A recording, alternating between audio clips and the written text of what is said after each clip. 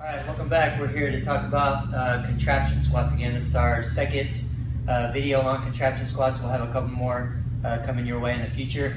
I want to give you a quick update. Since the last video, I've been able to put quite a few people through a good phase of the contraption squats I talked before about, or the protocol that I wrote out for the last video in the description section was getting in a total of 12 workouts spread out over 3 to 4 weeks. So I've had quite a few people go through. One of the things I want to confirm is that, especially finding their biggest mobility piece, I've not seen anyone not make at least a little bit of change. I've seen a good number of people make a significant amount of change in regards to the range of motion that they're able to accomplish. So getting their hips deeper, getting lower into that full range of motion position with good quality. So not just falling in the bottom and collapsing, but actually getting down there and, not only the contraption allowing them to do that to fulfill that range of motion, but the contraption kind of forcing them to set up and to move better. So I want to give you a heads up on that. I want you guys to be motivated to at least try this out and to know that there's some good potential here, and we've got a lot more information to share with you in that regard. One of the things that I do want to confirm that we didn't touch on really much at all in the first video is setup, because you're going to use the contraption and you're going to elevate your heels and all that good stuff, and this is going to kind of force you to set up a little bit differently and a little bit better. But some of the things that you might need to be focusing on to cue yourself on, or for you to cue your athletes on to make them move better as a whole. And this is something that's kind of was confusing to me, and kind of something that came to me a little later as a coach in regards to helping and coaching and cueing and teaching other people, is set up on the squat. And the reason why is because for me, to set up on the squat, all I had to do was to get my feet right, in the right position, and my posture really locked me in. And specifically with weight, with a back squat, with a front squat, or with an overhead squat, just the weight in itself, the weight sitting in my back rack or my front rack position, locked me in the way that it needed to be locked in. And that's just something that came natural to me. It's something that comes natural to a lot of people. If you've got overall good mobility, overall good strength, and that kind of thing, it's just something that will happen naturally. And that's really where you want to get. You want to get to where you don't have to think about it. You don't have to cue yourself. It's more of a relaxed position, and that's what we really want. And so once I learned and realized that people don't know how to do that, and their body kind of does all kind of different things, and their body starts to contort and everything else, when the weight gets on them, it causes their body to contort and do a lot of different things even more, then we have to start cueing them. And so when I say I want you in a relaxed position with your body just in perfect alignment, relaxed may not be the right word, and I've said that to a lot of people, and I think it's kind of probably a little bit confusing. But in regards to the cueing, what do those cues need to be, and what is it going to feel like to them? Again, it's going to have to be forced in the beginning, less relaxed than anything else. And a lot of these things, or most of these cues, I really picked up from Adam here. So I want him to share his take on you for those people that, well, first of all, if you're using contraption and you need the contraption to fix your squat, you're probably going to be one of those individuals that you need to learn how to set up, and you need to force it. And so that's what Adam's going to talk about right now.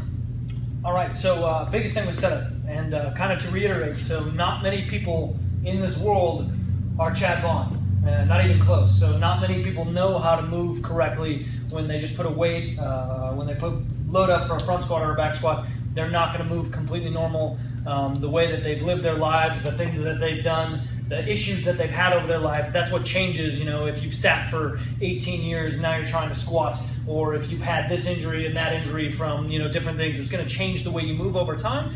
And I like to call Chad a freak. You don't come across it very often. And so the biggest thing in learning this and learning how to do this movement is just thinking about the setup as something you have to be incredibly disciplined about.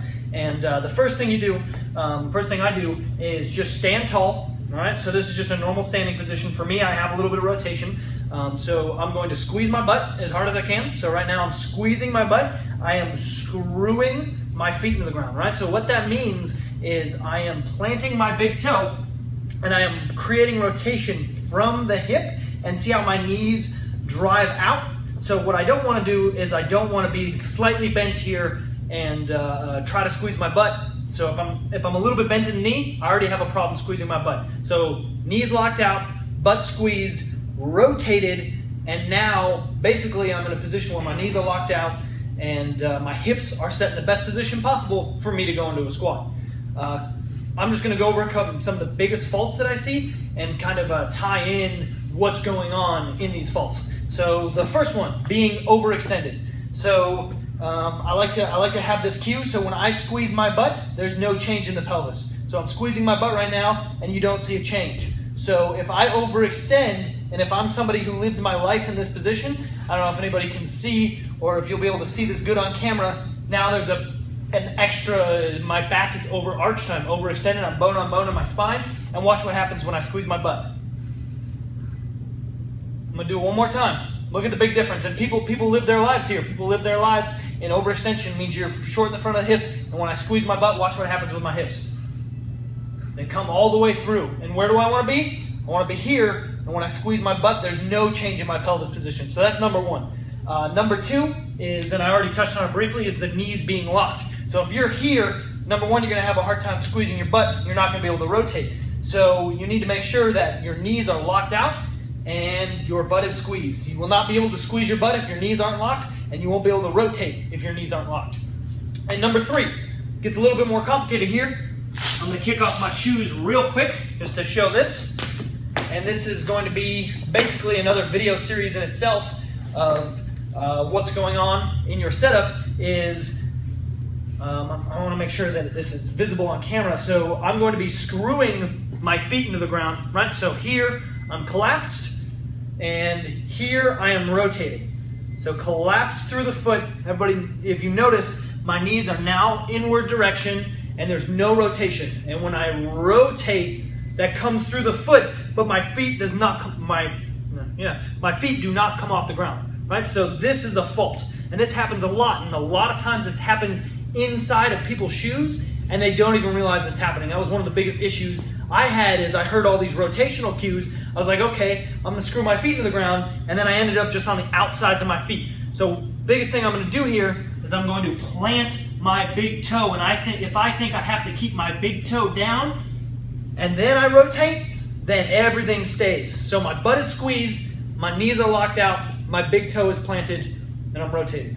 So these are just simple things that we'll go over more in detail what you do with an athlete that their feet can't change from this position. The flat feet issue, I used to have flat feet. It was very hard for me to rotate. My hip is inhibited by the foot because I can't rotate here. So all those things we'll go over later, but basically I just wanted to touch on, if you're going to be doing a squat, if you're going to be contraption squatting, those are three things you need to make sure are done. That your butt is squeezed so you're not overextended, your knees are locked so you can rotate, and that your big toe stays on the ground, and that you're weighted through the big toe, the outside of the foot, and the heel. So kind of over the center of your foot. Perfect. So just to reconfirm what Adam is talking about, you're inside of the contraption. You're on the first level, the highest elevation. The dumbbell is between your heels. You've got the plates on the outside. Now, what are you going to think to go down? Okay, the first step is feeling your big toe down, pushing your big toe down into the floor. Squeeze your glutes, abs are on. And then you initiate down with your knees going out. And again, Adam talks about twisting or locking your legs, but twisting them out in the setup, and then that will help you go down from there, okay? We're talking a lot about that because it's very important. If you're not even set up correctly, then you're going to kind of spin your wheels a little bit. We're going to talk a lot more about spinning your wheels, but make sure that you're set up correctly first. Exaggerate however you need to exaggerate to get those points taken care of, and then reset on each rep. Don't just come up and then immediately back down, especially if you're in the contraption. Come up, completely reset, and then go back down, okay? So one more thing there is how you brace and organize. A lot of this information comes from K-Star, and a lot of different cues get thrown around, is bracing through your abs, so you're not flexing like a bodybuilder. I like to cue like bracing like you're going to get punched in the stomach, Or my favorite cue is holding in a P. So you're literally bracing through your pelvic floor, so that way you're keeping you're setting your spine in the best position by squeezing your butt, and then you're holding it there by maintaining tension in your abs. That's the only thing I wanted to add. Great, perfect.